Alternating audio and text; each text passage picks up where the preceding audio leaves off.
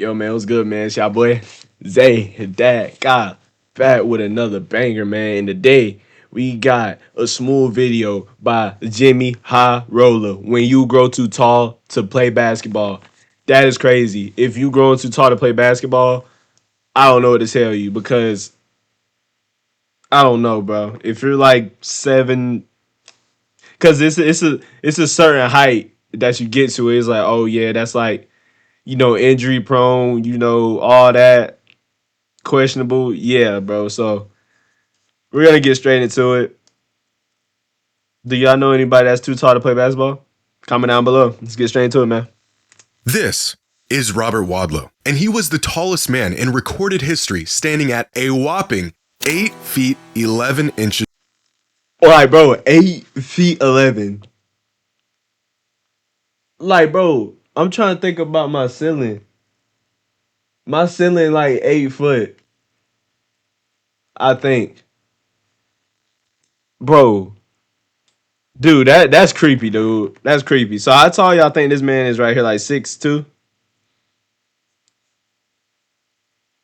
Nah, he's shorter than 6'2". That's crazy. Tall. A man so large he looked like two people stacked on top of each other in a trench coat. But even then, you'd still have to give them a pair of stilts to stack up to Robert. When he entered middle school, he was already a 7-footer. And by the time he graduated high school, the kid was a staggering 8 feet 4 inches tall. And just as odd as his He grew 7 inches after he graduated? unbelievable height was the fact that he just wouldn't stop growing, even well into adulthood. Robert's height and daily life is incredibly fascinating in and of itself, but being a basketball fan, the only thing that I can think about when I see film of this gentle giant peering out 3 feet over a sea of people flocking to see him, this man would have been one hell of a ball player. Standing just 1 foot shorter than the rim itself, give the kid a pair of sneakers, plant him underneath the rim,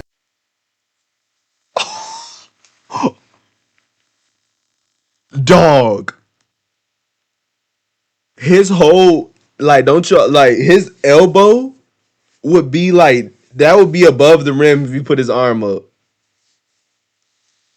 and watch as the defense stands by, helplessly witnessing the dominance of a man too big to do absolutely anything about. If Robert played basketball, and if you could just get him within reaching distance of the hoop, I fail to see any way that you could prevent him from just dropping the ball in the hoop every single time. Which begs the question, why don't teams do this?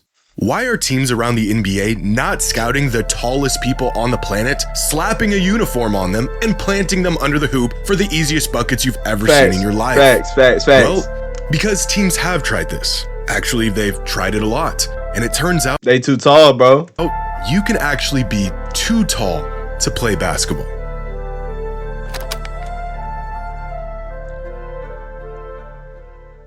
Today's video is sponsored by everything now to well, a player can NBA, as well as every other league around the world, has no actual limit to how tall a player can be. The tallest player in NBA history is a record tied between Manute Bol and George Mirasan, both 7 foot 7 inch giants and taller than any player currently in the league.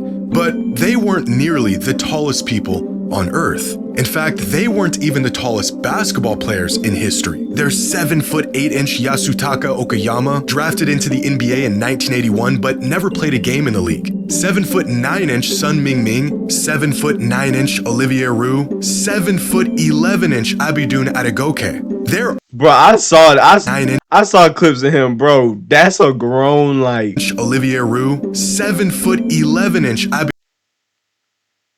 like, dog. What? He's almost 8 foot tall. Abidun Adegoke. There are taller people and taller players out there. So in a sport where size grants the ultimate advantage, why does there seem to be a limit to how tall players can be in the NBA? If taller players exist, why are they of no use to the best league in the world? To answer this question, we first need to understand just how big a human being can get, and the tipping point where too much size does more harm than good. At the moment, the tallest player in the NBA is Victor Wembanyama, who was officially measured at 7 foot 3 coming into the NBA a couple years. Man, he is different beast, man. That's a specimen. That's a crazy specimen right there. Like, dog, 7'3" moving like that. His build. coordinated, footwork not bad, can't handle the ball, like, bro. Years ago, but was recently changed to an official height of 7'4". Like The NBA a couple years ago, but was like bro, look at him. He got a hunch over, bro. recently changed to an official height of 7'4". But even his new listed height seems to be an underestimation. In every photo, compared to other players from around the league and their listed heights, fans have speculated that Wemby is clearly taller than they are listing him. For example, here is 7'5", 7'6", bro. 6'11" Tim Duncan. Here's 60-year-old 7'1" David Robinson. Might be a little bit of shrinkage going on there, but still a 7-footer. Here's 6'6" Stephon Castle, and here's Victor Wembanyama. Here's Victor Wembanyama.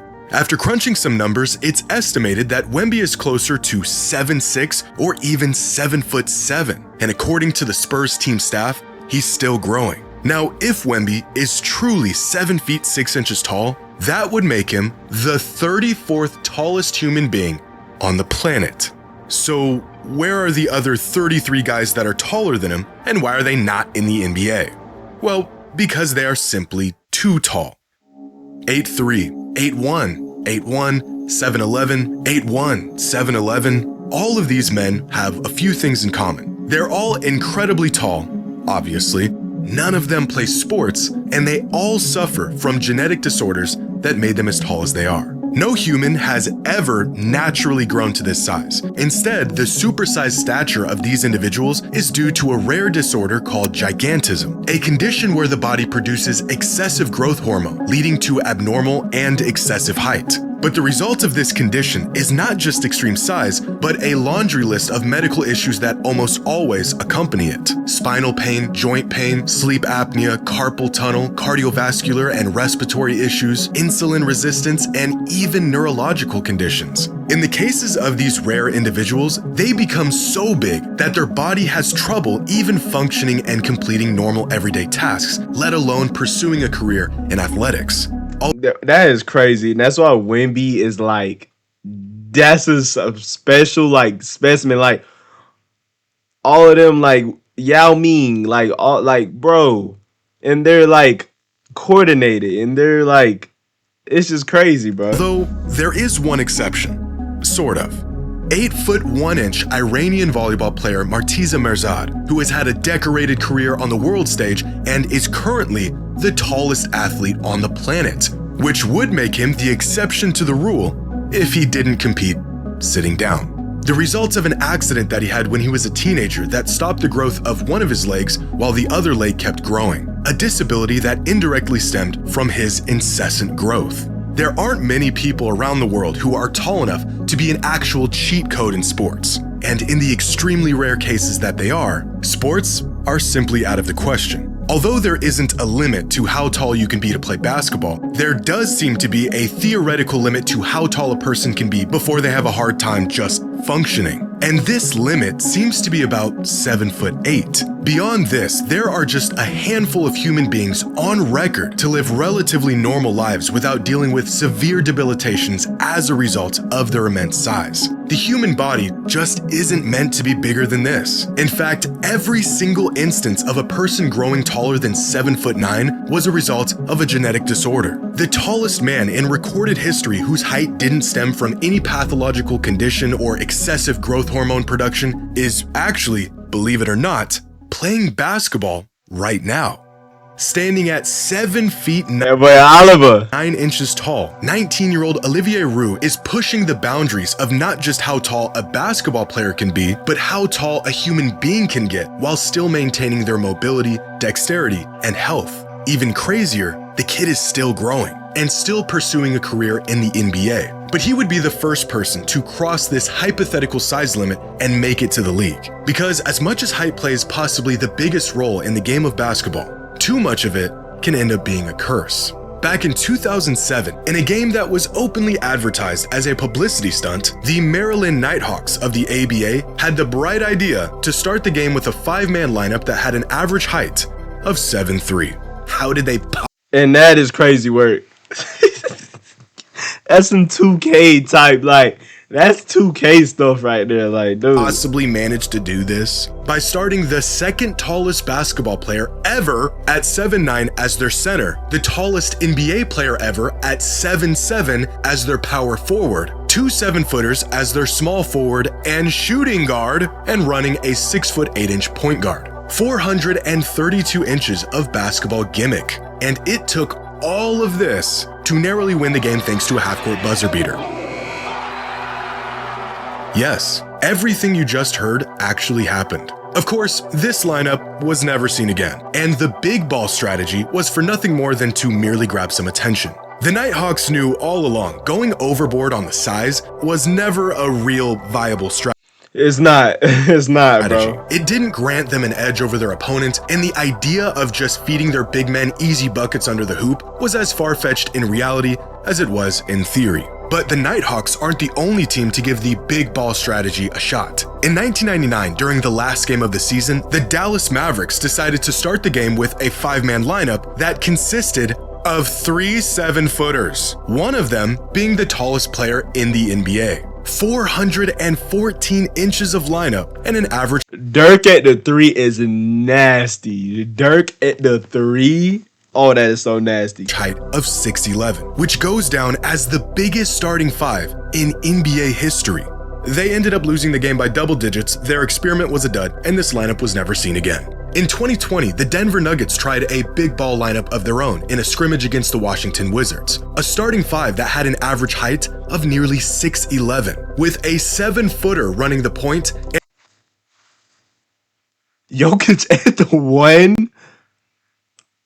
Jokic at the 1 is nasty. Oh my god. And a 7'3" giant at small forward.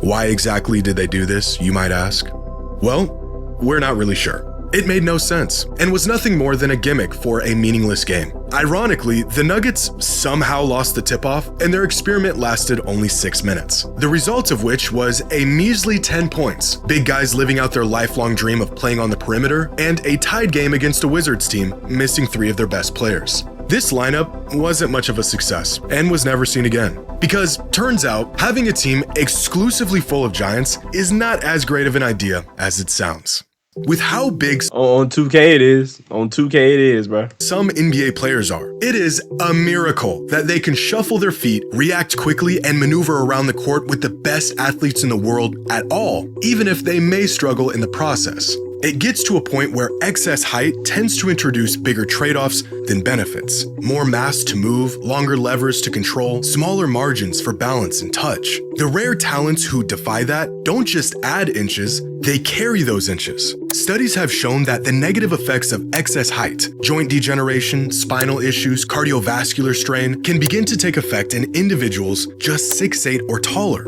Every inch above that, and the drawbacks become more and more pronounced. By 7'3", health issues aren't just expected, they are virtually inevitable. There has been only 28 players who were 7'3" inches or taller in NBA history. 28 out of over 5,000 players who have ever touched an NBA. And that's why I hope Wemby lasts, bro. Like, I hope he lasts, man. Like, yeah, I just hope Wemby lasts, bro. Cause Wemby, he's a different, like, kind of like he like the next face. You know what I'm saying? Like, I just hope he lasts, bro. Court. Out of these 28, 11 of them didn't even play a full season worth of games. Players that were short-term projects that just didn't pan out. And out of the 17 that did, 8 of them were forced to retire due to injury or a combination of multiple injuries, which leaves 9. 9 players in the history of the NBA who were mobile and skilled enough to play against the best players in the world while remaining healthy enough to stay on the court. Why don't NBA teams just get the largest human beings on the planet and take advantage of their size? Well, they do. It's just extremely, incredibly rare to find an individual who meets the requirements. In other words, players like Manute Bol, George Mirasan, Yao Ming, Victor Wembanyama are not just pushing the limits of how tall you can be to play basketball. They are at the boundary of how tall a person can be without medical intervention. The fact that these guys were able to move around without pain and live normal lives at all is astonishing. Add in a strict physical regimen, getting up and down a basketball court for an entire career, and keeping up with some of the best athletes in the world. And these guys are physical anomalies who have defied biomechanical expectations. How tall can a basketball player possibly be? Well, look around courts all over the world, and you'll get your answer. Online, there is a list of the tallest people in the world. Now, this list doesn't include every single extremely tall person, but it does include everyone over 7'3" that has been officially measured and verified. And among all of these individuals, 87 of them are alive today. 87 human beings across the entire planet who are officially at least 7 feet 3 inches tall. Of these 87 people, only 87 people. Put that into perspective compared to how many people are on Earth, bro. That is crazy. 49 of them have played or are currently playing professional basketball. That is 57%, meaning that the majority of giants alive today were at one point or are currently pro basketball players. Even crazier, 27 of them played or are currently playing in the NBA.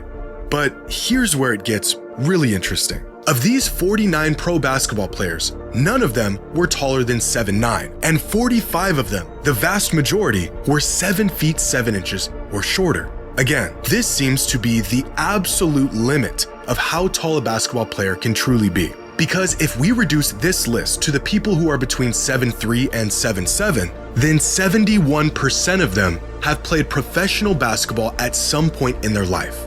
71%. And 43% have played in the NBA. So if you aren't really tall, your chances of becoming a pro basketball player are pretty slim. And if you're too tall, your chances aren't much better. But if you're in this Goldilocks zone, where you have an abundance of size without being debilitating, you are essentially a shoo-in as a pro basketball player. Can a person be too tall to play basketball? Well, technically, no. But as of right now, and from everything that we've seen, there appears to be a practical limit at about 7 feet 8 inches tall. So, yeah, in theory, you could just plant a mega giant near the rim, feed him the ball, and give your team the most unstoppable advantage the sport has to offer. You just have to go out and find a mega giant good enough to compete and healthy enough to not completely fall apart on the court. Good luck with that. Bro, I love these videos because, like, I apologize if I wasn't like giving a lot of like commentary, but like it's just like videos like this are like interesting. Like I be so locked in. You know what I'm saying? Like I love his videos, bro. Like I like how you when you put stuff on like in numbers on a graph, it makes you really see how crazy it is, and that's kind of cool, bro. But hope y'all enjoyed this video, man. Um do y'all know anybody that's too tall or like tall that can't hoop? Comment down below. You know what I'm saying? But yeah, man. Go ahead and check this video right here. It's probably gonna be the UDY video. Great video. Go check it out now. It's like, bro, crazy. Something crazy happened, bro. Like you gotta check it out. Like hands down the best video I've seen in a minute. But yeah, go check it out. And yeah, man, we out.